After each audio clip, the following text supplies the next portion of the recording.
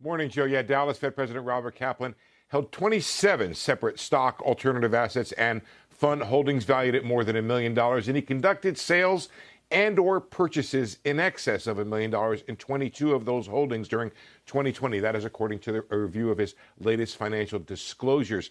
Kaplan's holdings and transactions appear to be larger and his trading more frequent than his fellow Fed bank presidents. The Dallas Fed says none of his actions violated the bank's code of ethics. In a statement to CNBC, a spokesman said all transactions were reviewed by the Dallas Fed's general counsel, who confirmed the transactions were in compliance with the bank's code of conduct. No trades were made during the Federal Reserve's blackout period, during which trading activity is prohibited. The blackout period, when Fed officials typically cease making public statements on monetary policy and the economy, runs from the week before to 2 days after an FOMC meeting, typically.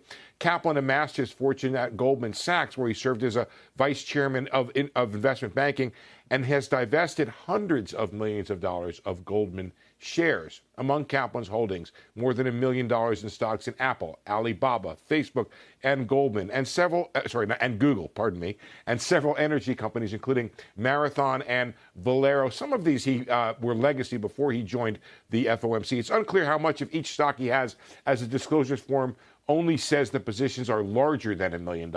While large in their own right, such holdings and trades are potentially small relative to his entire portfolio. Disclosures show several FOMC members with assets valued in the millions, including Fed Chair Jay Powell and Vice Chair Richard Clarida, many of which were accrued during careers in finance. But most members' assets were in mutual funds with some private equity and alternative investments. Joe?